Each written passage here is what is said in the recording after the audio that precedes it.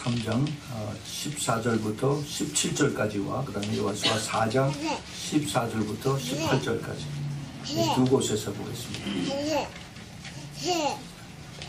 자, 우리 다 찾았으면 우리 같이 읽읍시다. 시작.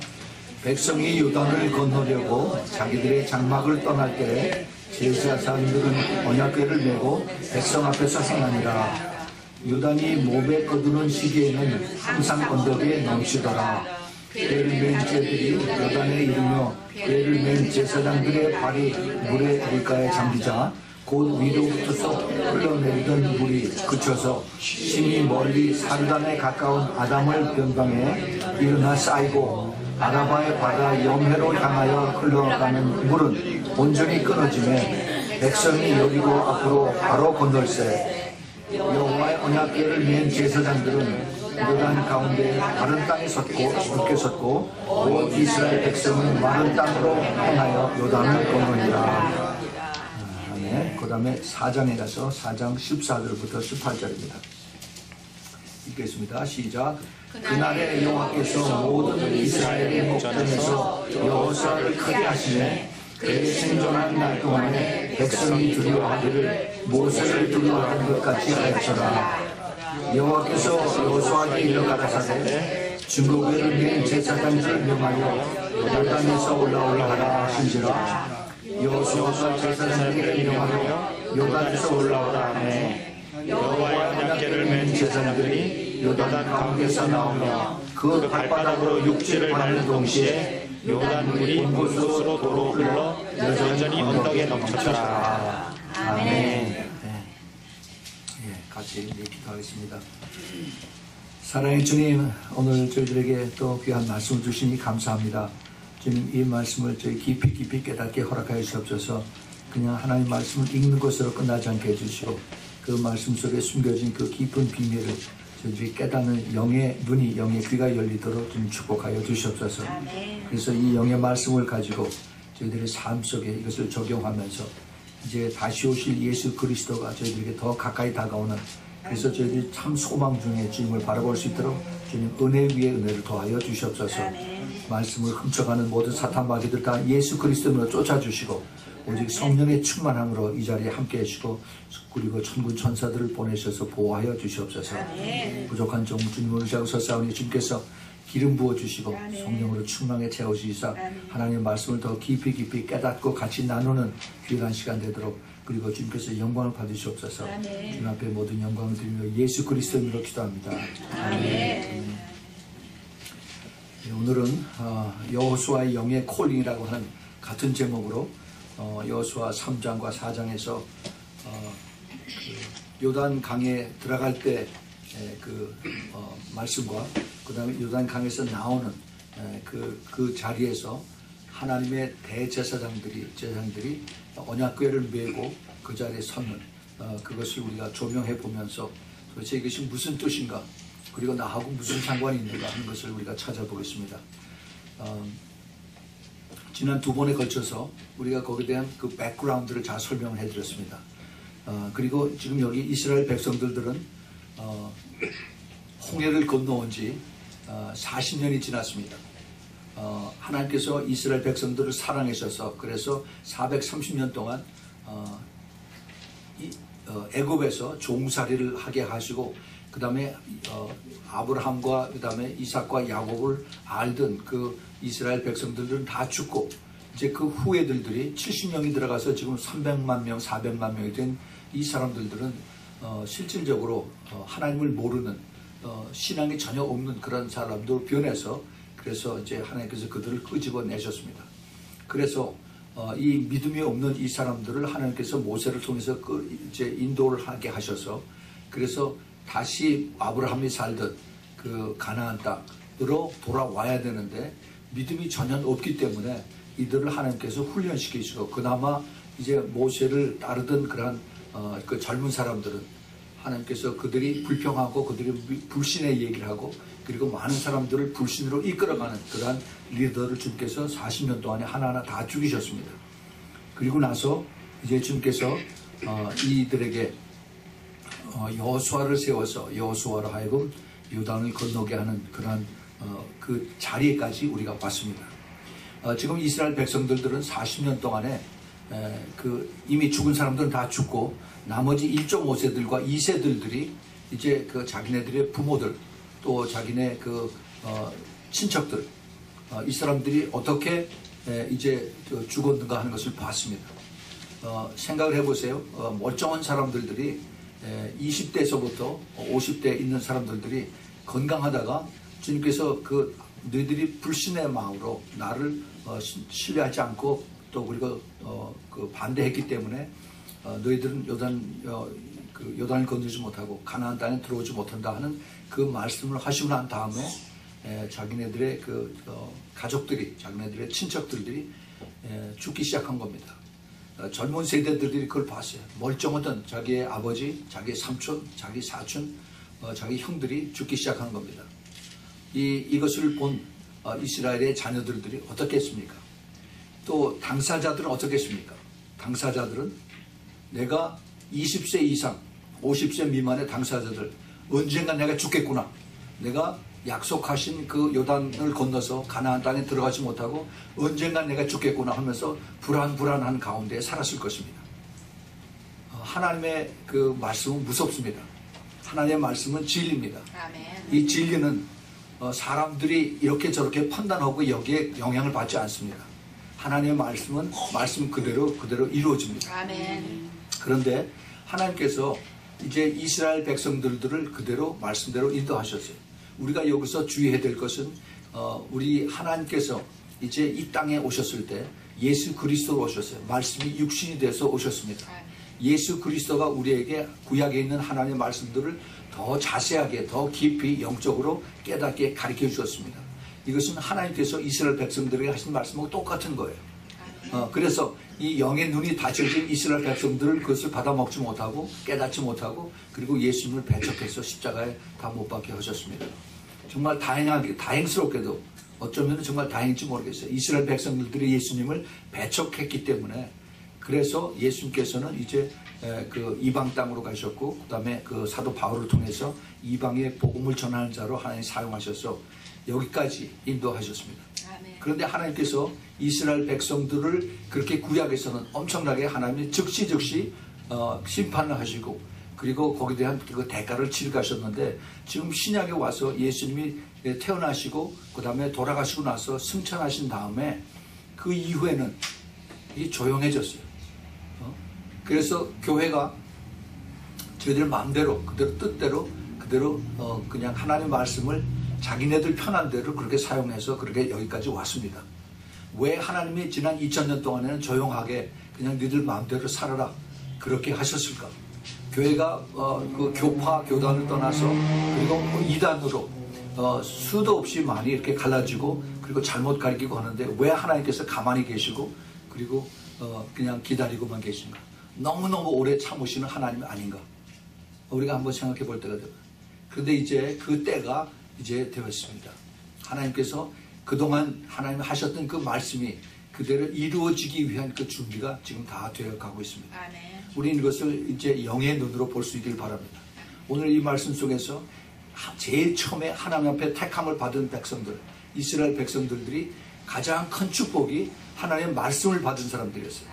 예, 그래서 그 창세기 이후부터 그 다음에 이제 출애굽기에서 그 다음에 레위기에서 민수기에서 신명기에서 하나님의 약속의 말씀을 받았습니다.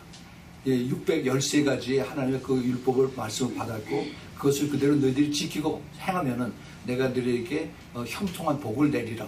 그리고 모든 그 질병을 내가 막고 그 다음에 그 주위에 있는 그 이방들의 공격을 내가 막아주겠다라고 주님께서 약속의 말씀을 하셨는데 그 1세대들은 열심히 따랐어요. 근데 그 후세들은 그것을 순종하지 않았을 때 하나님께서 그들을 또 훈련시키고 또 다시 또 회초리를 때리고 해서 하나님이 이끌어 주신 것을 우리가 잘 압니다. 자, 그래서 우리가 이 하나님의 그 택함을 받은 그러한 축복이 있는데 그런데 그것을 받은 사람들이 이제 이것을 불순종한 겁니다. 이게 바로 무엇 때문에 그러냐? 죄 때문에 그래요. 죄. 이 죄라고 하는 것이 너무너무 무섭습니다. 그 죄는 이스라엘 백성들만 있는 것이 아니라 우리들도 똑같이 가지고 있어요. 이 죄라고 하는 그 DNA가 엄청나게 지금 좀 더 요동을 치고 있습니다. 사탄이 이 죄를 자꾸 부추겨서 그래서 우리로 하여금 이 죄 속에서 편안하게 죄 속에서 타협하면서 죄를 우리가 그걸 무디게 만드는 그러한 그 사탄의 역사가 지금 너무너무 우리 주위에 눈에 보이는 것, 그 다음에 컬처를 통해서 그래서 우리 또 교회에 와서 속삭이는 이런 것들이 많이 있습니다. 우리는 정말 이 시대에 하나님께서 그 하나님의 백성들에게 내가 거룩하니 너희도 거룩하라라고 말씀하셨어요. 아멘. 이 거룩한 것은 이스라엘 백성들만 거룩하는 것이 아닙니다. 이 신약에 와서 우리 주님도 한 걸음 더 나아가서 내가 완전하니까 너희들도 완전하라고 말씀하셨어요. 이거는 완전은 그 퍼펙트한 겁니다. 거룩한 것보다도 더 한 걸음 더 나아가서 우리가 하나님처럼 완전하는 겁니다. 어떻게 우리가 이 죄 많은 인간들이 완전할 수가 있겠어요? 우리는 죽었다 깨어나도 우리는 완전할 수가 없습니다. 거룩한 것도 이것도 힘들어요. 그런데 어떻게 주님께서 이것을 우리에게 요구하시고 명령을 하셨는가? 이것이 임파서블로 하면 하나님께서 우리에게 말씀도 안 하고 명령도 안 하셨을 겁니다. 그런데 주님께서 그것을 요구를 하셨어요. 내가 완전하니까 너희들도 완전하라. 온전이라고 그랬습니다. 온전. 퍼펙트하라. 이것을 주님께서 우리에게 하신 그 뜻이 있습니다. 그 뜻은 나는 완전하다. 나는 거룩하고 나는 퍼펙트하기 때문에 너희들이 나를 따르면은 내가 너로 하여금 완전하게 하고 거룩하게 해주겠다는 그런 뜻입니다.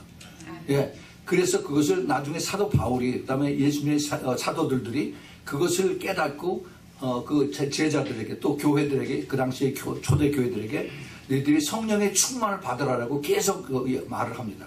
내가 내 뜻대로 사는 것이 아니라 내가 하나님의 말씀을 내가 아는 지식으로 사는 것이 아니라 내가 주님의 순종해서 더 깊이 주님을 따라갈 때 주님께서 나로 하여금 하나님이 기뻐하시는 그러한 자로 만들어 주시겠다는 겁니다.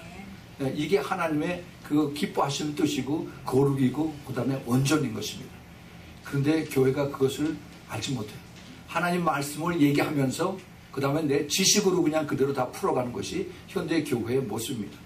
제가 교회를 탓하려고 하는 것이 아니에요. 교회는 예수님의 몸입니다. 주님께서 그렇게 기뻐하시는 예수님의 몸인데 지금 몸이 다 만신창이가 됐어요. 그래서 지금 예수님 이름만 자꾸 팔아가고 그리고 그 예수님의 참된 그 속성, 예수님의 그 성품, 성령의 열매들은 하나도 없어요. 전부 다 자기가 잘났다고 그러고 그리고 다 교만하고 그리고 예수님 머리 꼭대기에 다 올라앉아서 그래서 예수님을 뒤에서 리모트 컨트롤로 조종하는 것이 지금 현대 교회의 모습이 됐습니다. 그런데 이것을 성경에서는 뭐라고 얘기하냐면은 바로 라오디게아 교회의 모습이라고 얘기합니다. 다 사람들이 다 하고 있어요. 한 걸음 더 나아가서 저는 이것을 바벨로니안 처치라고 얘기합니다. 바벨로니안 처치. 사람이 눈에 보이는 대로 그래서 눈에 보이는 걸 가지고 다 판단하고 눈에 보이는 거로 이것이 성공했다 실패했다라고 그렇게 얘기를 합니다. 우리 주님께서 이것을 우리에게 아시고 이것을 너희들이 더 기도함으로 인해서 그래서 성령의 충만함을 받아서 그래서 성령의 충만함을 받을 때 말씀의 깊은 그 뜻을 깨닫는다라고 그렇게 말씀하시고 가르쳐 주셨습니다. 오늘 이제 우리가 그 공부하려고 하는 그 여호수아기 3장과 4장에 그 요단을 건너서 가나안 땅에 들어가는 이것은 하나님이 물론 그들을 부르셔서 하나님의 계획이 그대로 이루어지는 거지만 영적으로 중요한 뜻이 있기 때문에 이것을 제가 지금 여러 번에 나눠서 우리 같이 이것을 공부하고 깨닫게 하는 것입니다. 그 이스라엘 백성들에게 하나님께서 그 제사장들에게 하나님께서 여호수아가 제사장들에게 말한 것이 먼저 아닙니다. 하나님께서 여호수아에게 그걸 시키셨어요. 그 여호수아로 하여금 하나님의 말씀을 듣고 여호수아가 돌이켜서 이제 제사장들에게 이제 앞으로 사흘 후에는 우리가 여기를 이제 떠나서 가나안에 들어갈 텐데 요단에 건너는데 너희들이 이제는 그 제사장들이 그 언약궤를 메고 그리고 건너가야 된다. 근데 언약궤를 메고 들어갈 때 거기 들어가서 너희들이 먼저 건너가는 것이 아니라 들어가서는 그 물 밑에서 거기서 발이 젖으면은 그대로 있으라는 겁니다. 거기 서서 있으라고 했어요. 그 영어로 그 보면은 stand still, 꼼짝 말고 그 자리에 서는 겁니다. 그러니까 안에 들어가서 차려하고 그 다음에 열중시어 한 다음에 그 자리에서 있는 겁니다. 이 그 언약궤가 그게 사이즈가 어떠냐 하면은 사이즈가 44인치 by 26. 그 다음에 길이가 44인치고 그 다음에 폭이 26인치고 그 다음에 그 높이가 26인치예요. 그 미터법으로 하면은 1m 12cm고 그 다음에 67cm, 67cm. 그러니까 나무 박스입니다. 그걸 금으로다 다 입혀가지고 그것을 이제 밑에다가 채를 꿰서 그 다음에 이렇게 rod 이것을 다 끼워가지고 그 다음에 제사장이 4명이 앞에 2명, 뒤에 2명에서 이것을 어깨에다 미고 있는 겁니다.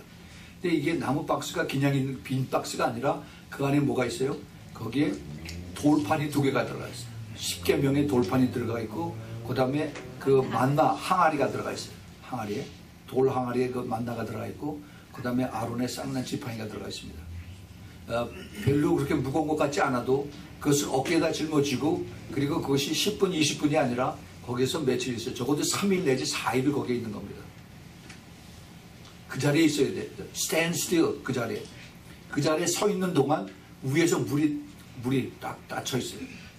그 당시에 몸에게 그 밀과 보리가 수확하는 때인데 엄청나게 그때 그 비가 많이 와서 그 요단이 차고 넘친다라고 그렇게 얘기했습니다. 그런데 그 제사장들이 거기에 발을 딛고 섰을 때 그때 이제 물이 위에서 꽉 꽂히고 밑에는 이제 그 사이로 물러가는 물이 거기서 딱 스톱돼서 이제는 완전히 그 드라이랜드가 되는 겁니다. 그것뿐만이 아니라 이제 하나님께서 여호수아에게 각 지파에서 12명을 불러가지고 정탐하라고 하는 것이 아니라 이제는 그 12명이 가서 그 제사장 밑에들 있는 그 서 있는 그 밑에 그 드라이랜드에서 돌덩어리를 큰 걸 하나씩 다들 집어오라 그래요. 그래서 각 지파에서 큰 돌을 하나씩 다 짊어지고 그러고서 바깥으로 나와서 가져갑니다. 어디 가져가냐? 길갈로 가져가요. 길갈. 그래서 거기서 이제 그 비석을 돌 비석을 세웁니다. 돌 비석.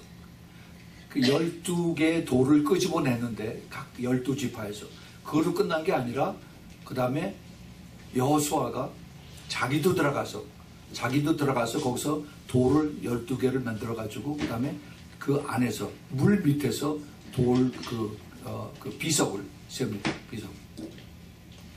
그 말씀이 여호수아기 4장 9절에 나와요. 9절.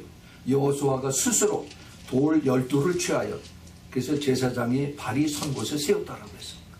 그러니까 돌이 몇 개예요? 모두 24개예요. 24개. 12개는 이 물 바깥에 서 있는 그러한 돌이고 그 다음에 12개는 그 강 바닥에 있는 돌입니다. 나중에 이제 그 제사장들이 나오면 거기는 물로 꽉 차요.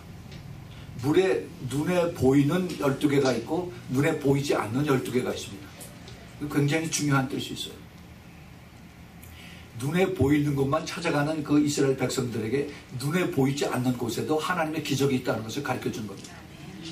이 사람들은 여호수아가 그것을 깨닫게 그리고 여호수아에게 그것을 분명히 가르쳐 주고 너희 조상들이 너희 후손들이 이제 이 돌이 그 길갈에만 12개가 있는 것이 아니라 이제 그 요단의 물 속에도 그 밑에도 이제 물이 꽉 찼을 때 홍수 때에는 그것이 안 보이지만은 나중에 이제 그 건조기 때 그때 이게 드러나면은 돌이 삐죽삐죽한 것이 12개가 보입니다. 저것이 무슨 돌인지 아느냐? 이것을 하나님께서 이제 여호수아에게 이것을 가르쳐 준 겁니다. 물론 여호수아가 자기 사는 동안에 그걸 가르쳐 줬어요. 그런데 그 후의 후손들이 과연 이것을 어떻게 했을까 하는 겁니다. 우리가 이것을 잘 생각을 해봐야 돼요. 우리 하나님께서 우리들에게 가장 주신 큰 축복이 뭐냐? 약속의 말씀입니다. 하나님의 말씀. 근데 이 말씀이 내가 이것을 그냥 읽고 지나가면은 아무것도 안 해요. 그냥 소설책 읽는 거하고 똑같습니다. 역사책 읽는 거예요. 재밌어요. 네. 그런데 이것을 붙들고 내가 기도하면서 하나님 이것이 나에게 주신 말씀이라면 나에게 깨닫게 해주세요. 그래서 정말 나에게 적용하는, 어플라이하는 내 삶 속에 내가 잘못한 것이 깨달아지고 내가 앞으로 갈 길이 이것이 보여지고 하는 이런 것을 가르쳐 주세요라고 우리가 기도하면서 이것을 하면은 성령께서 그 말씀이 살아서 움직이게끔 가르쳐 주십니다. 아멘. 여러분 그걸 체험하시기 바랍니다. 아멘. 예, 그 말씀이 살아서 움직일 때 우리는 그 말씀을 붙들고 우리가 기도하면 그 말씀이 그대로 이루어지는 것을 우리가 압니다. 아멘. 이것이 진리예요, 진리. 그래서 우리 하나님께서 우리에게 이것을 가장 큰 축복으로 가르쳐 줍니다. 여기서 우리에게 주님께서 오늘 말씀 속에서 그 제사장들이 여호수아의 명령에 순종을 해서 그래서 그 언약궤, 그 Ark of Covenant 이거를 이제 그 채를 꿰서 그래서 그 긴 막대기에다가 양쪽에 해서 그래서 4명의 제사장들이 어깨에다 메고 서 있는 이것을 우리가 여러분 그 visualize 그 눈으로 그것을 상상을 하시기 바랍니다. 굉장히 중요한 뜻이 있어요. 이 4명의 제사장들은 이름이 없습니다. 어떤 지파에서 레위 지파에서 난 건 확실한데 어디에 어떤 데서 누구냐 이것이 이름이 없어요. 이 4명. 근데 이 사람들은 이 요단강에 제일 먼저 들어갑니다. 하나님께서 그렇게 들어가라고 그랬습니다. 제일 먼저 들어가서 언제까지 있느냐? 제일 마지막까지 있어요. 제일 마지막까지. 이 사람들이 나오면 안 돼요. 이 사람들이 나오면 물이 위에서부터 홍수로 내려옵니다. 그래서 하나님께서 이 4사람에게 끝까지 이스라엘 백성들을 다 구원하고 300만이 거기를 건너가요. 밤낮으로 건너갑니다. 사람들뿐만이 아니라 가축들도 같이 건너가요. 양이고 소고 그 다음에 많은 닭이고 이런 그 가축들까지 다 거기를 맨 땅을 건너가게 하나님께서 이것을 기다리게 하십니다. 이 4명의 제사장들 때문에. 왜 그랬을까요? 이 4명이 붙들고 있는 이 언약궤, The Ark of Covenant, 이 조그만 나무 박스에 이게 무엇 중요하길래? 이 나무 박스가 제가 지난주에 말씀드렸어요. 바로 예수 그리스도입니다. 아멘. 예수 그리스도.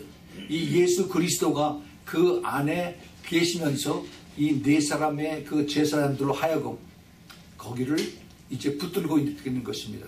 그 제사장이 바로 그 붙들고 있는 언약궤는 그 죄와 사망과 죽음의 강물을 멈추게 하는 그러한 능력에 바로 예수 그리스도를 이 4사람의 그 제사장들이 모시고 있는 겁니다. 모시고 있는 거예요. 여러분 우리가 예수 그리스도를 우리가 믿는다고 하죠. 예수 그리스도를 우리가 섬긴다고 하죠. 예수 그리스도를 그 믿고 섬기고 하는 그 뜻을 우리가 잘 알아야 됩니다. 전부 다들 예수 그리스도를 이용을 해서 그래서 예수 그리스도를 그 이름을 가지고 기도해서 응답 받으려고 그런 것만 하지. 예수 그리스도를 진정으로 사랑하고 예수 그리스도를 섬기면서 예수 그리스도에 내가 끝까지 그 좁은 길 그 다음에 또 타협하지 않는 길, 순종하는 길을 끝까지 가겠다. 주님을 사랑하는 그러한 말은, 그러한 그 심정은, 그러한 우리의 결단은 많지가 않아요. 많지가 않아요. 예수님께서 우리에게 주신 모든 이것을 아무 말 없이 그대로 순종하면서 거기에 붙들고 있는, 섬기고 있는, 그 다음 높이 들고 있는 그 4명의 제사장들을 여러분 기억을 하시기 바랍니다. 그 4명의 무명의 제사장들, 그 사람들의 역할을 여러분들이 하시길 바랍니다. 아멘. 이 4명의 제사장들은 하나님께서 그들에게 주신 그 사명을 기쁨으로 순종을 했어요. 자, 우리가 이것을 이제 더 깊은 것을 하나님 앞에 우리 찾아보겠습니다. 이사야서 43장 1절 2절에 우리가 잘 아는 말씀이 있습니다. 야곱아 너를 창조하신 여호와께서 이제 말씀하시느니라. 이스라엘아 너를 조성하신 자가 이제 말씀하시느니라. 너는 두려워 말라. 내가 너를 구속하였고 내가 너를 지명하여 불렀나니 너는 내 것이라. 내가 물 가운데로 지날 때 내가 함께 할 것이라. 내가 강을 건널 때 물이 너를 침몰지 못할 것이며 내가 불 가운데로 행할 때 타지도 아니할 것이요 불꽃이 너를 사르지도 못하리라. 예, 이 말씀이 바로 이제 그 4명의 그 제사장들을 때문에 이스라엘 백성들이 그것을 건널 수 있는 것을 이루어지는 것을 우리가 여기서 볼 수 있어야 됩니다. 그 나중에 시편 기자가 또 이걸 이렇게 얘기합니다. 시편 66편 6절에 하나님이 바다를 변하여 육지되게 하셨으므로 무리가 도보로 강을 통과하고 우리가 거기서 주로 인하여 기뻐하였도다. 그렇습니다. 예, 이것을 우리가 그냥 읽는 것이 아니라 여러분 이것을 visualize, 이게 눈으로 이것을 그려보기 바랍니다. 그래서 내가 그 안에 있어야 돼요. 아멘. 내가 그 요단을 건너는, 그리고 내가 그 제사장의 자리에서 그 언약궤를 어깨에 미고 있는 그 자리를 내가 그것을 내가 지금 상상을 하고 있어야 됩니다. 그래서 그 언약궤가 내가 이걸 붙들고 있을 때 내가 어깨가 아프구나, 내가 다리가 아프구나, 이것을 생각하지 마세요. 예, 이것을 생각하지 마세요. 우리가 영의 눈으로 한번 볼 수 있기를 바랍니다. 영으로 우리가 그 당시의 상황을 본다면은 이것이 내 힘으로 하는 것이 아닙니다. 영계에서 그 당시의 상황을 본다고 한다면은, 그러면은 우리가 새롭게 딴 것이 완전히 다른 것이 우리에게 눈에 들어올 수가 있습니다. 제일 먼저 천사들이 그 자리에 가득했을 것입니다. 아멘. 천사들이 하나님께서 보내셔서 그 천사들이 그 네 제사장들 꽉 붙들고, 그리고 이제 그 언약궤를 그 천사들이 완전히 보호해서 그래서 그 천사장이 그 제사장들이 피곤하지 않도록 그 어깨와 발을 붙들고서 힘을 주고, 그리고 조금 더 피곤치 않도록 주고 있는 것을 우리가 볼 수가 있습니다. 이것을 우리가 그냥 연계라고 해서 상상만 하는 것이 아닙니다. 제가 선교지를 많이 다니면서 제가 이것을 경험을 합니다. 그 비행기 시간 차이도 있고, 또 거기 가면은 바로 시작을 해요. 그래서 거기서 집회를 하고, 그리고 그 사람들 또 기도해주고 그러면은 엄청 피곤해요. 그런데 가면은 주님께서 붙들고 계세요.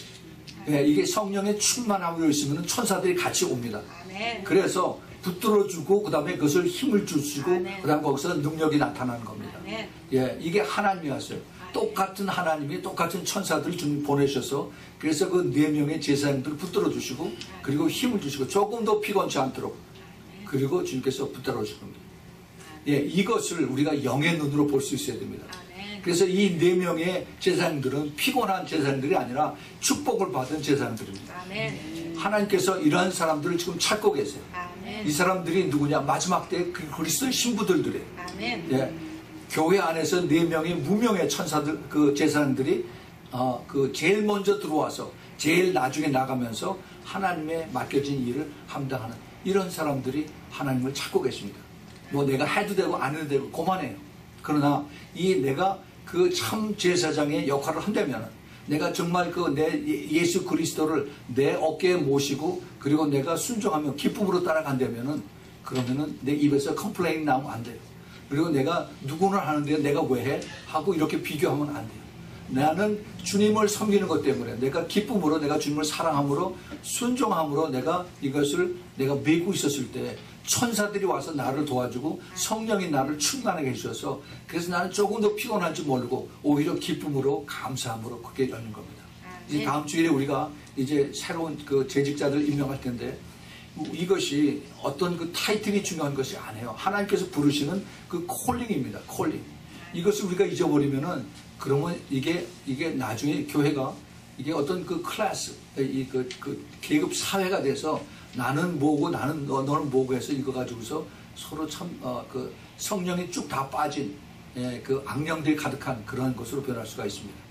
우리 주님은 그 자리에서 나타나기를 원하시고, 그 자리에서 영광을 받으시기 원하시는 것입니다. 아멘. 누구를 통해서? 가장 겸손한 자들, 가장 순종하는 자들, 가장 주님을 사랑하는 자들을 통해서 영광을 받으세요. 아멘. 그렇지 않으면은 인간 사회에서 죄들이 하도 많기 때문에 그 죄 속에서 자꾸 자꾸 내가 더 나타나려고 남들이 나를 봐주기 원하고, 그래서 내가 더 인정받기 원하는 것이 세상의 이 자본주의 사회에서의 그 일어나는 일들입니다.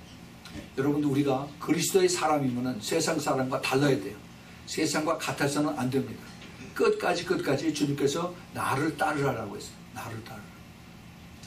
나를 따르는 얘기는 좋은 데만 따르고 싫은 데는 내가 안 따라간다는 얘기가 아니라, 끝까지 우리가 십자가를 우리가 같이 지고 따라갑니다.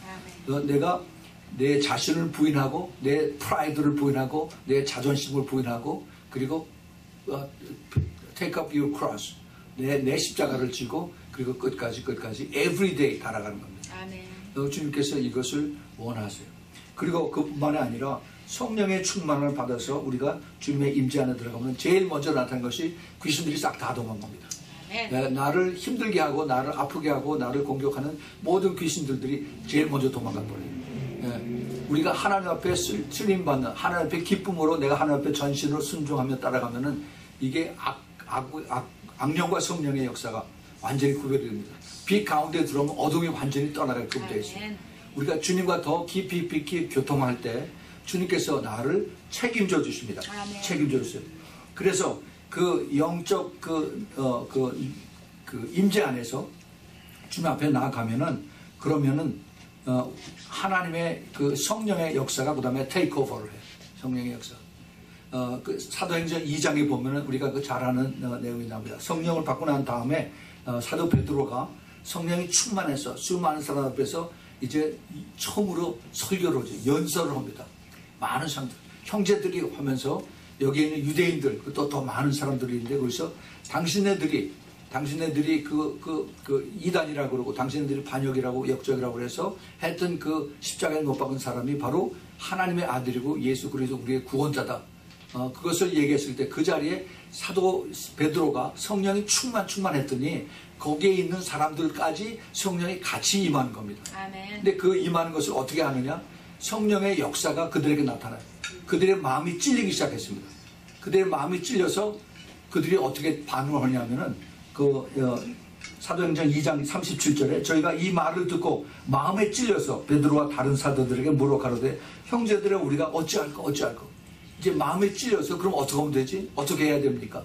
나도 예수님 그 십자가에 못 박으라고 crucify him 하고 그 대중들 앞에서 많이 소리 지르고 내가 그렇게 했는데 그런데 이제 와서 내가 하나님의 아들을 죽였다고 하니까 내가 굉장히 이게 마음에 찔리는 거예요. 전에는 조금도 그런 느낌이 없었는데 이제 성령이 충만한 데 와 있으니까 이제 성령께서 그 사람의 양심을 찌르는 겁니다.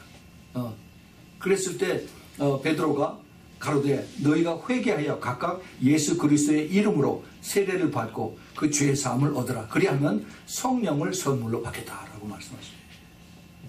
이것이 성령께서 하시는 거예요. 그 성령 충만한 임재에 들어왔을 때 그때 그 안에 있는 사람들은 죄를 회개하게끔 되어 있습니다. 죄를 회개하고 그리고 이제 주님을 예수 그리스도를 영접하는 것이 바로 성령의 역사예요. 성령의 역사. 1960년대 말서부터 1970년대 초에 특별히 캘리포니아에서 그 히피들 엄청 많이 모였어요.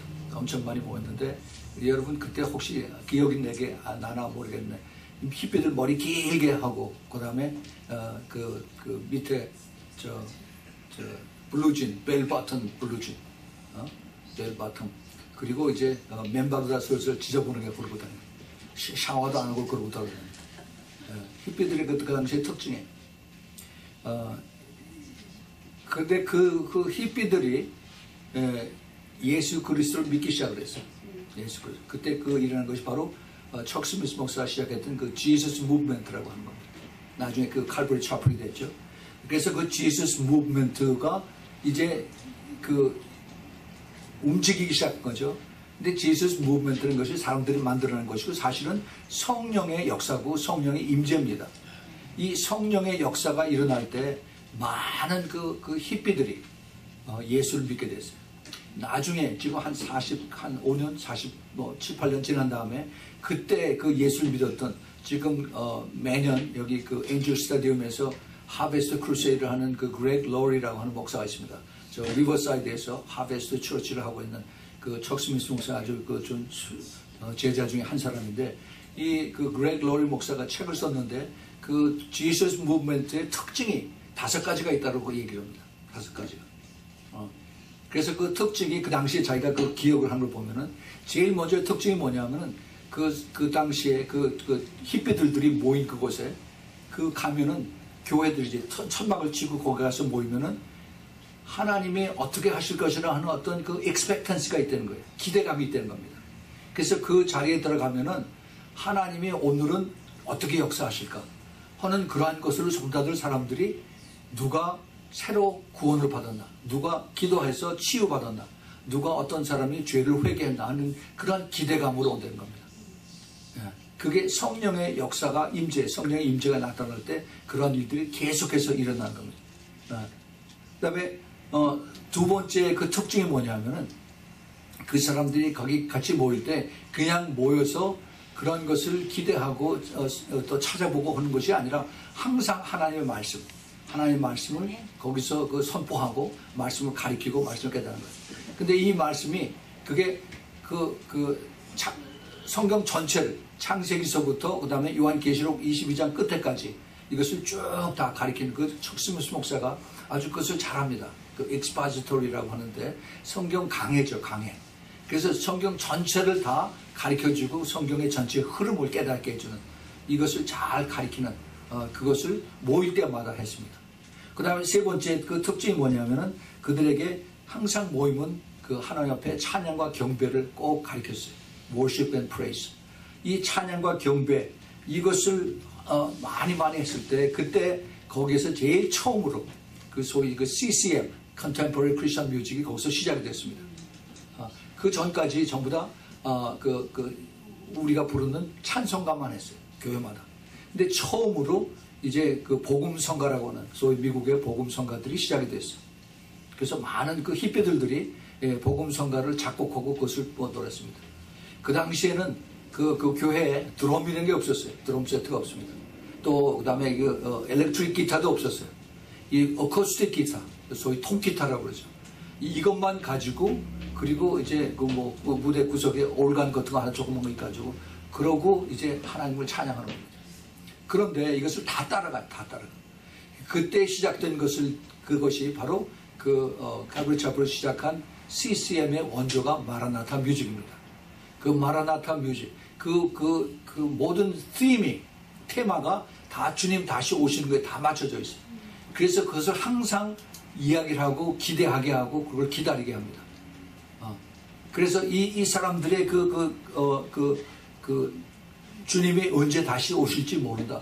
요담에 우리 다시 모일지 안 모일지 모른다. 혹시 요담에 우리 못 만나면 천국에서 만나자 하는 그런 것이 자기네들의 그 인사가 됐어요. 인사. 여러분 지금 교회에서 어떻습니까? 그런 거 해요? 그러면 이단이라고 그러죠. 초대교회는 그랬어요. 초대교회에서는. 우리 다시 주님 오시지 않으면 그때 모이자.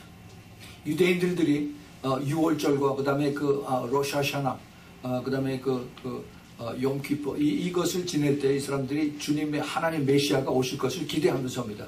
그런데 안 오죠. 끝나고 나서 기대할 때는 next year, maybe next year 우리 메시아가 예루살렘에 다시 올 것이다 하는 것을 이 사람들이 꼭 기도를 합니다. 근데 교회는 그런 거 안 해요. 그거는 점잖아서 교회들이 그것을 안 합니다. So sad. 하나님께서 우리들에게 성경에 있는 말씀, 주님께서 반드시 다시 오신다고 했는데 아멘. 그런 거는 이방들, 이단들이나 하는 거고 우리는 점잖아서 그런 거 얘기합니다. 근데 성령께서 항상 임재하는 그런 사인들이 거기 그렇게 나온 겁니다. 그랬더니 이스라엘 사람들들이 그들의 그 성령의 충만한 가운데에서 이제 다시 더 주님을 찬양하게 되죠. 칼버리 차플의 척스미스 목사들의 그 5가지 제일 마지막에 특징이 뭐냐면은 그 성령의 임재함 속에서 늘 같이 모이게 했을 때 항상 안 믿는 사람들을 데려와요. 그래서 늘 주일날 되면은 같이 모이면은 새로 온 사람들을 소개를 하는데 줄을 섭니다. 줄을 서. 엄청 많이 줄을 서요. 그래서 이 사람들에게 이제 예수 그리스도의 복음을 증거하고 그러죠. 그 사람들이 그 다음 주에 올지 안 올지 몰라요. 하지만은 그 사람들은 새로 예수 그리스도 믿게 되는 사람들을 꼭 기도해주고 그 다음에 성경을 나눠주고 그랬습니다. 이것이 뭐냐? 척스미스 목사 칼버리 차플이 유명한 것이 아니라 바로 성령께서 임재를 했다는 겁니다. 성령께서 같이 하시면은 그러한 역사들이 부수적으로 부차적으로 따라온다는 겁니다. 1960년대 말 70년대 초에 그렇게 해서 예수 믿는 사람들이 지금 다 할머니 할아버지가 됐습니다. 베이비 부모들에게 이제는 올드 제너레이션이 됐어요. 그런데 그 당시에 그때 특징이 있어요. 그때 이 사람들이 대학생들이 옛날에 우리 한국도 마찬가지였었는데 데모들을 많이 했어요. 무슨 데모냐? 반전 데모야. Anti Vietnamese War. 그 다음에 월남 전쟁 반대하는 데모 계속해서 대학교 캠퍼스에 가면 UC 버클리에서 항상 그것들을 하고 그리고 경찰들이 항상 가서 그 앞에 막고 그래서 이 그 기성 세대하고 젊은 세대하고 이게 완전히 이게 화합이 안 됩니다. 계속 항상 갈등이 있어요. 항상 불만이 있고 또 그뿐만이 아니라 흑백 갈등이 굉장했습니다. 흑백 지금도 마찬가지죠. 이 디비전. 그래서 이 social unrest, 이 그 사회에 그 안정이 없고 불안하고 이런 것들이 항상 팽배했었어요. 경치적으로도 그렇고 사회적으로 그렇고 그다음에 그 히피들이 항상 반대하고 항상 그렇게 지저분하게 하고 또 하나 그들의 특징이 마리화나 마약. 이거 계속 하면서 헤이 피스 이러고 돌아다니면서 그러면서 자기네들이 가장 아주 여유 있게 사는 사람들 중에 있어요. 근데 그게 뭐냐? 영적으로 타락한 세대입니다. 영적으로 타락한 그때 성령께서 찾아오셨다는 겁니다. 지금이 바로 그런 때예요. 지금이 바로 그런 때. 지금은 그보다 훨씬 더 악해집니다. 근데 성령께서 찾아오실 수 있도록 이것을 누가 해야 되느냐? 기도하는 사람도 있어야 돼요. 기도하는 사람. 이 기도하는 사람들이 누구예요? 바로 4명의 제사장. 숨겨져 있는 4명의 제사장. 이 사람들이 하나님의 마음을 갖고 그리고 기도하는 겁니다. 예. 그때 성령께서 와요. 지금 성령이요 교회에서 떠납니다. 하나님의 그 저주가 하나님의 심판이 지금 교회에 이미 다 내려와 있어요. 교회에서 성령이 떠납니다. 성령이 떠나면은 교회는 죽어요. 그리고 인간들의 모임이 됩니다. 하나님이 계시고 성령이 계신 것이 아니라 그냥 지식, 성경 지식만 전하고 그다음에 펠로우십 같이 소셜 클럽이 되고 그리고 그다음에 인간들이 같이 모이는 거예요. 이것이 바로 라오디게아 교회. 근데 성령께서 떠나시고 인간들의 모임이 있는 그곳에 이제 하나님께서 이제 마지막 그 심판만 남아 있는데 그럴 때 주님께서 한 번 더 기회를 주신 거예요. 한 번 더 회개하라. 왜 성령이 떠나느냐? 교회 안에 죄가 가득하니까 인간들 마음속에 죄가 가득하니까 성령이 함께 계실 수가 없는 것입니다. 우리는 우리가 알고 있는 지식에 내가 성령을 받았는데 우리가 교회가 성령이 충만한 교회인데 말로만 그래요. 근데 그것을 아시는 분은 하나님이세요. 하나님이 그 안에서 냄새나고 지저분하고 깜깜하고 더럽고 추하기 때문에 그 안에 안 계세요. 그래서 회개를 하라고 그러는데 회개를 안 오고 계속 나는 잘났다고 계속 더 교만해지고 그리고 주님을 다 쫓아내는 겁니다. 이게 라오디게아 교회의 모습이에요. 그래서 주님께서 이제 기도를 하는 사람들을 4명의 제사장들을 모아서 그 문명의 사람들이 기도하게끔 함으로 그래서 떠나가는 성령을 다시 모시는 겁니다. 그게 뭐예요? 회개입니다. 회개함으로 인해서 그래서 주님께서 다시 거룩한 것으로 오실 수 있도록 하시는 거예요. 회개 안 하면 내 안에 죄가 있고 그 뒤에 내가 더 아주 thick해져요. 더 두꺼워지고 더 딱지가 묻고 그러면은 그 다음에 결국은 주님께서 물을 두들겨도 우리 양심이 이게 죄가 너무 심해서 그래서 악한 영이 가득 차기 때문에 성령이 떠납니다. 그런데 본인들은 몰라요. 우리 주님께서 이것을 통해서 우리에게 이것을 우리에게 가르쳐 주십니다. 너희들이 이것을 잘 깨닫고 이제는 분명하게 이것을 알라.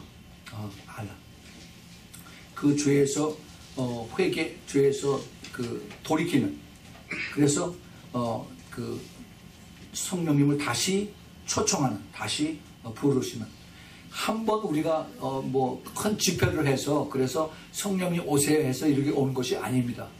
사람들이 가끔 이렇게 대연합 집회 해가지고 그래서 그냥 영샤 해가지고서 하나님이 여기에 충만하게 임하시고 우리가 다시 성령의 부활로 돌아온다. 성령의 리바이벌 이것을 얘기하는데 그렇게 해서 그거는 인간들이 하는 방법이고 하나님이 하시는 그 하나님의 방법은 우리가 심령이 우리 속사람이 완전히 깨끗해지고 회개해지고 그리고 완전히 우리가 거듭나서 그래서 새로운 삶이 있기 전에 내 그 베슬 나의 그 그릇이 완전히 깨끗해지지 않으면 그러면 성령께서 오시질 않아요.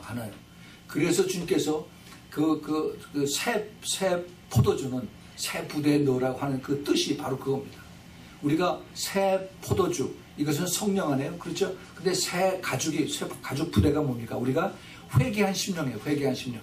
그 회개한 심령을 우리가 준비를 해야만 주님께서 새 포도주 성령을 그 안에 넣어주실 수가 있다는 겁니다.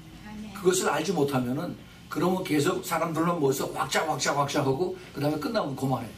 우리가 그거를 잘 알아야 됩니다.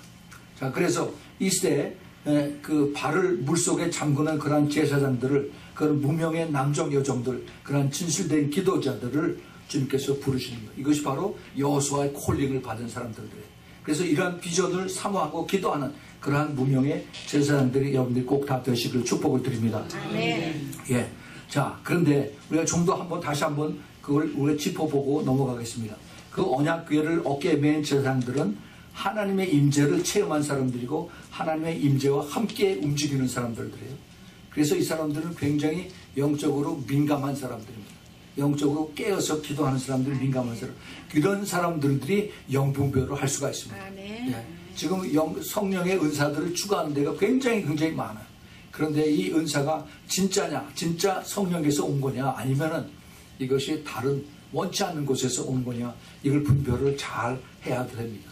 내 안에 죄가 가득 있고, 그 다음에 내가 그 남들 보이지 않는 곳에서 엄청난 악한 짓들을 많이 하고 있는데, 그 다음에 성령의 은사를 같이 이것을 부르짖고 있다 하면은 양신이 역사하는 거고, 아니면 악신이 역사하는 것일 수가 많이 있습니다. 우리가 이것을 조심해야 돼요. 그 대신 이 하나님의 임재가 충만한 그러한 그 언약궤를 어깨에 맨 제사장들은 그것을 멀리하고, 그리고 언약궤가 함께하는 한 하나님의 보호를 받을 수가 있는 겁니다. 아멘. 그리고 하나님의 말씀으로 인도함을 받을 수가 있어요. 이것이 바로 그 민수기 6장에 나오는 그 나실인의 구별함, 거룩함을 받는 것과 똑같습니다. 거기 보면은 그 나실인의 그 하나님의 the law of Nazarite. 그래서 나실인의 그 하나님 축복의 약속이 그 사람들이 나실인의 요구하는 그 머리를 길게 하고 자르지 않고, 그 다음에 그 술을 입에 대지 않고, 그러면 죽은 것에 손을 대지 않는 이런 것을 거룩하게 함으로 인해서 그걸 지키는 그 하나님께서 그를 지키신다는 그런 말씀이 있습니다.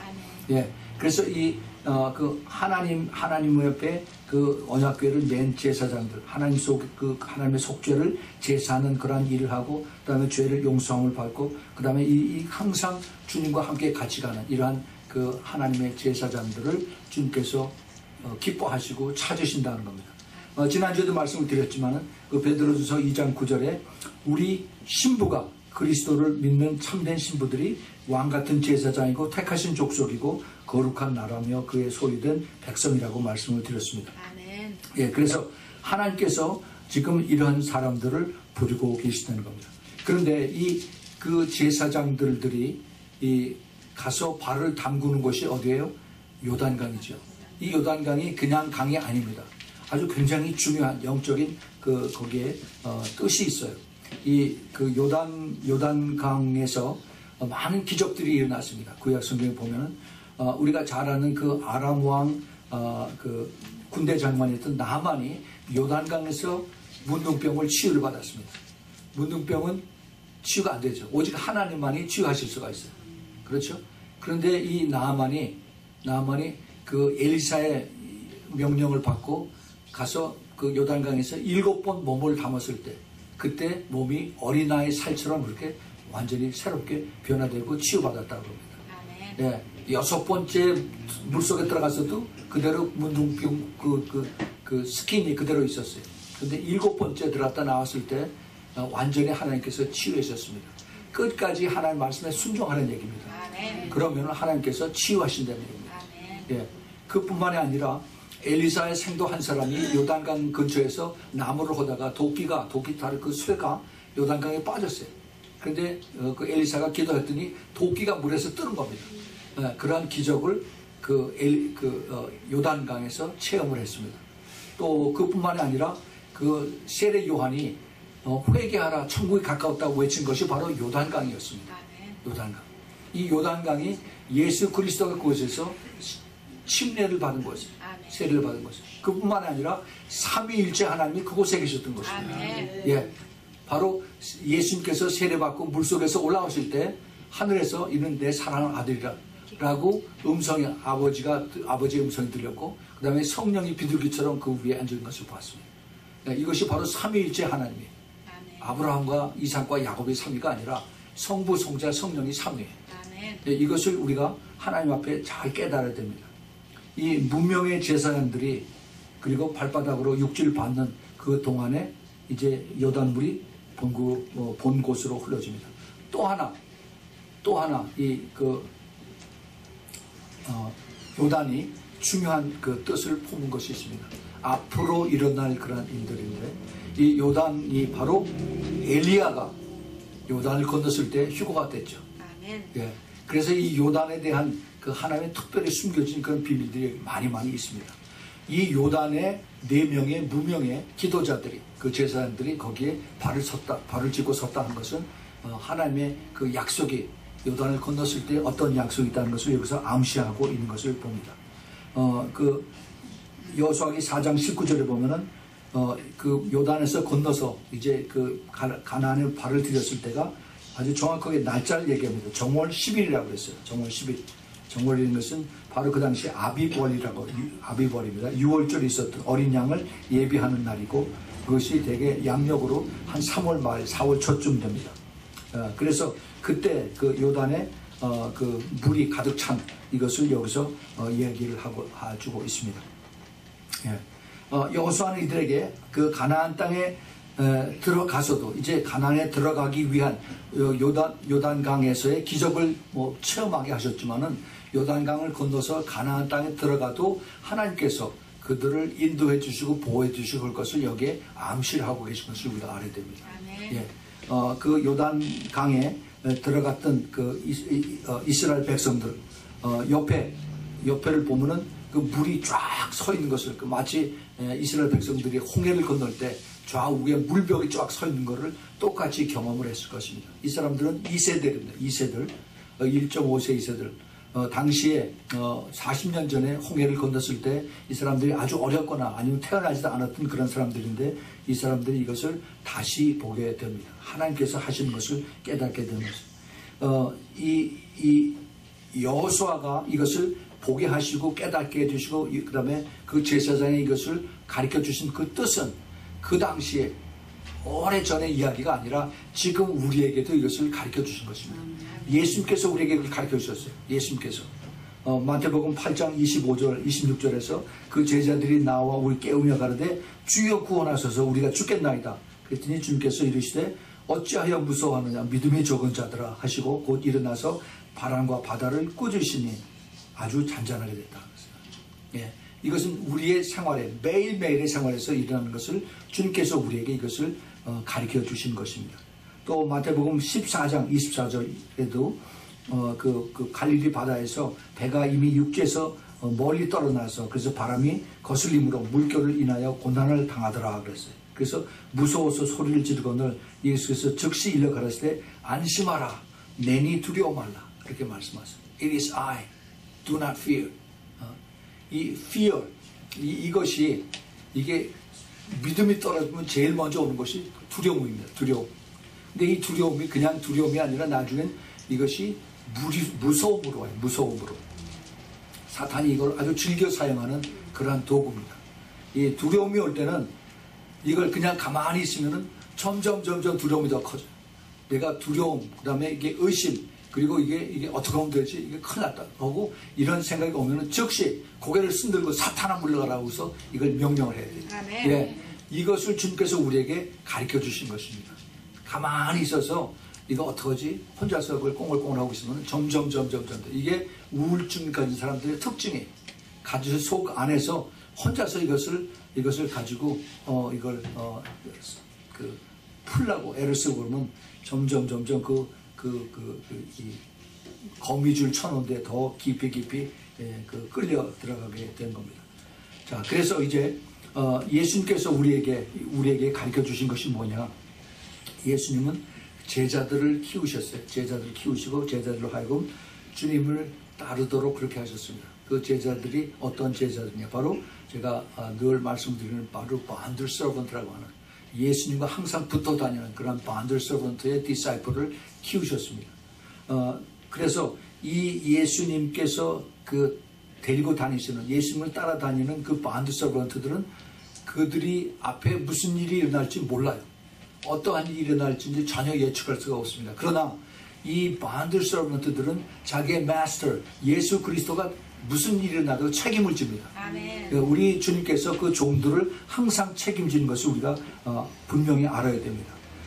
예수 그리스도를 우리가 믿고 따르고 갈 때 우리가 믿음의 세대, 믿음의 사람들이라고 하는 것은 앞에 어떠한 일이, 어떠한 큰 풍파나 어떠한 큰 파도가 있다 할지라도 우리를 이끄시는 우리 예수님, 우리가 어깨에 모시고 계시는 그 언약궤, 이것을 우리가 들고 있는 한 우리는 조금 더 걱정할 필요 없이 주님을 끝까지 모시고 따라갈 때 주님 우리를 인도해 주시고 보호해 주시고 무사히 목적지에 도착하게 해준다는 그 확신한 그 믿음이 있어야 되고 그 순종이 있어야 되는 것입니다. 아멘. 이것을 가르쳐 주시기 위해서 그 여호수아가 길갈에 비석을 세운 겁니다. 길갈에 비석을. 자, 그런데 이 그 나중에 후세들, 여호수아도 모르는 그 후세들, lost generation, 이 세대들이 지금 너무너무 많아요. 근데 이 사람들을 어떻게 할 것이냐. 이제 가장 큰 문제가 이들이 죄입니다. 죄. 근데 죄를 깨닫지 못해요. 나는 죄 없다라고 이렇게 얘기를 하고 그러고 다니는 사람들. 이 죄를 또 교회 안에서도 자기가 죄가 있는데 나는 죄 없다라고 그렇게 하는 사람들이 많이 있습니다. 이 죄를 내가 품고 내가 교회를 다니고 그러고 하면은 그러면 결국 성령을 근심하게 하는 그런 일이 되고 그 다음에 죄를 숨기게 되고 나중에 죄가 타협하게 되고 그러게 됩니다. 지금 교회 안에서 성령의 역사가 안 나타나는 이유가 바로 죄와 타협하는 것 때문에 그래요. 그 대표적인 예가 바로 WCC입니다. 그리고 이제 그 LGBT 동성애 이거를 그냥 나만 거기에 내가 참여 안 하면 되지 하고 그러고 같이 이렇게 가다 보면은 내가 좋아하는 목사님이 거기에 따라가는데, 내가 좋아하는 친구가 거기 가는데, 그거 이해할 수가 있지. 하고 이렇게 하면서 슬금슬금 이제 그 진흙 속에 내가 발이 빠져들어가는 것을 보게 됩니다. 여러분, 죄는 끝까지 죄입니다. 죄를 타협하는 데는 그거는 하나님의 기뻐하시지 않는 것이에요. 내가 죄를 처음서부터 이것을 막아야 되고, 끊어야 되고, 아멘. 이것을 쫓아내야 됩니다. 아멘. 그렇지 않으면은, 내가 죄를 능히 이길 수 있다라고 그렇게 생각한다면 큰 잘못이에요. 사탄이 이 죄를 가지고 우리 끝까지 목을 매서 끌고 가는 것이 바로 지옥입니다. 우리가 죄가 없으면 지옥에 갈 필요가 없어요. 오직 예수님만이 거기서 자유할 수가 있습니다. 그런데 우리는 모두 죄라고 하는 DNA를 가지고 있기 때문에 우리의 그 필연적인 코스는 예수 그리스도가 없으면 지옥으로 다 가게끔 되어 있습니다. 이것을 우리가 깨닫지 못하면은 그러면은 그 죄 속에서 우리가 스스로 속아서 그래서 살다가 그 다음에 죄 속으로 그 다음에 그 구원을 받지 못하고 지옥으로 가게 되는 것입니다. 우리가 이 시대에 그 여호수아의 영을 받은 그러한 신부들은 우리가 주님과 함께 제일 먼저 요단의 물에 먼저 들어가서 제일 나중에 요단에서 나오는 그러한 예수 그리스도의 참된 반들 서번트가 되는 것을 우리가 기억을 해야 됩니다. 이것을 우리가 내가 항상 기억을 하면서 기도를 해야 돼요. 그렇게 되면은 그러면은 내가 내 삶을 살 때 내가 사람을 의식하고 살질 않습니다. 아까 좀 말씀드렸지만은 내 어깨 위에 모신 그 언약궤 우리 예수님을 내가 섬기면서 순종하면서 따라간다. 라고 이것을 생각을 하면서 기억을 할 때 나는 사람들을 의식하지 않을 수가 있어요. 누구를 높이기 위해서, 누구를 잘 보이기 위해서, 누구의 인정을 받기 위해서 이것이 아니라 우리 주님만 바라보고 그러고 가는 것입니다. 주님께서 이것을 보고 계세요. 이것을 우리가 주님 앞에 섰을 때 그때 주님께서 이것을 쫙 다 보여주십니다. 내가 그때 내 옆에 있었다. 내가 너를 보고 있었다. 내가 너와 함께 있었다. 그것을 주님께서 다 알고 계세요. 우리는 자꾸 사람들의 눈치를 보고 사람들을 더 두려워하는 이것이 있어요. 그래서 하나님께서 여호수아에게 두려워 말라라고 하신 것이 그 두려워 말라 하나님을 두려워하는 이것이 아니라 이것이 그 사람들을 두려워하고 사람들을 눈치를 보는 이런 것을 말씀. 그런데 이게 지금 시간이 많이 지나다 보니까 지금 교회에서 어떠한 상황이 일어나느냐 하면은 이제는 하나님을 두려워하지 않는 이러한 시대가 됐습니다. 교회에서 하나님을 두려워하지 않는 이제 하나님의 그 은혜의 시대가 교회에서 다 끝났습니다. 거의 다 끝났어요. 그리고 이제 남는 거는 하나님의 심판의 시대. 근데 심판이 이미 벌써 시작이 됐습니다. 아까 말씀드렸죠. 교회에서 성령이 떠나는 것이 가장 큰 심판이에요. 근데 교회에서는 그걸 모르고 있어요. 지금 더 사람들 많이 오고 있고, 그리고 더 뭐 교회 헌금들 잘하고, 우리가 건물 다 지키고 있는데, 다 잘 되고 있다고 생각해요. 근데 주님이 뭐라고 하셨어요? 아니다, 그게 아니다. 내가 악하고, 내가 게으르고, 내가 벌거벗고, 내가 장님이고, 그리고 내가, 회개하라고 했어요. 회개하라. 우리가, 주님의 그 음성을 들을 수 있는 것은 내 영이 깨끗해야만 들을 수가 있습니다. 아멘. 내가 고요하고 내가 더 겸손해지고 더 낮아질 때 주님의 세미한 음성을 들을 수가 있습니다. 아멘. 내가 사람들 앞에서 높아지고 그리고 내가 더 유명해지고 하면은 절대 내가 주님의 그 세미한 음성을 들을 수가 없습니다. 그 여호수아가 그 요단강을 건너고 나서 그 마지막 결론적으로 한 말씀이 있습니다. 그 여호수아 4장 24절에 4장 제일 끝에 이는 땅의 모든 백성으로 여호와의 손이 능하심을 알게 하며 너희 하나님 여호와를 영원토록 경외하게 하려 하십니다. 네. 이건 지금 그 요단강 사건을 끝나고 나서 그 다음에 그 비석을 세운 것을 이제 후손들이 깨닫고 이것을 하나님이 살아계심을 알게 합니다. 두려워하게 경외한다라고 그랬는데 이 경외는 바로 fear라고 하는 단어입니다. fear, 하나님을 두려워하는 겁니다. 이 하나님을 두려워하는 얘기는 하나님이 눈에 보이지 않는데 어떻게 두려워해요? 하나님 말씀을 두려워하는 겁니다. 하나님 말씀. 하나님 말씀을 두려워하지 않으면 그러면 예수님 안 두려워하고 하나님도 두려워하지 않고 성령님도 두려워하지 않아요. 예. 주님께서 마지막 때에 나의 말이 너희를 심판한다고 그랬습니다. 우리가 이것을 잘 깨달아야 돼요. 우리가 하나님을 어려워하고 하나님을 경외하고 하나님을 높이고 존경하고 두려워하는 그럴 때 내 죄가 깨달아져요. 그래서 이 죄를 내가 함부로 짓지 않고 내가 혹시 내 안에 있으면 그 죄를 회개하게 되고 내가 겸손해질 때 하나님께서 나를 들어 쓰시는 것입니다. 여러분 우리가 이 그 여호수아의 영이라고 하는 것을 어렵게 생각하지 마세요. 내가 예수 그리스도를 진심으로 더 낮아지게 겸손하게 따라가는 그 마음이 있을 때 성령께서 그 영을 부르셨습니다. 영을 부르셔 하나님을 두려워하고 하나님을 깨끗하게 하고 정결케 하는 그 하나님의 부르심에 따라가는 그러한 영으로 우리가 콜링을 받았다는 겁니다. 아멘. 여러분 그것을 잘 깨달아서 끝까지 오늘만 우리가 따라가고 내일은 또 내 마음대로 사는 것이 아니라 끝까지 이 땅에서 사람들 앞에 인정받고 높아지지 말고 우리가 주님 앞에 섰을 때 그때 주님 앞에 칭찬받는 여러분들 되길 꼭 축복을 드립니다. 우리 같이 기도하겠습니다. 하나님 아버지 오늘 저희들에게 또 다시 한번 귀하게 여호수아의 그 부르심과 또 그리고 제사장들의 언약궤를 짊어지고 따라가는 그 큰 영적인 비밀을 배웠습니다. 지금 저희들이 사람들의 눈에 나타나기 위해서 하는 것보다 하나님을 의지하고 하나님 앞에 기쁨으로 순종함으로 따라갈 때 하나님께서 우리를 도와주시고 천사들을 보내주시고 힘을 주시고 또 치유하시고 인도하셔서 우리를 보호해 주신 것을 우리가 압니다. 지금 눈에 보이지 않는 것을 더 귀하게 생각하고 따라갈 수 있도록 지금 저희들의 영의 사람 되도록 축복하여 주시옵소서.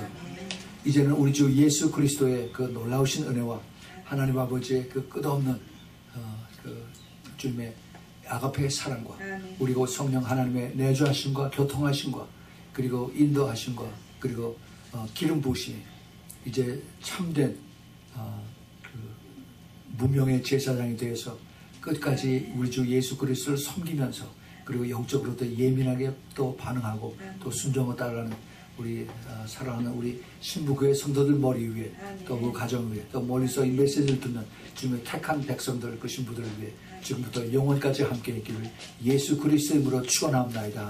아멘.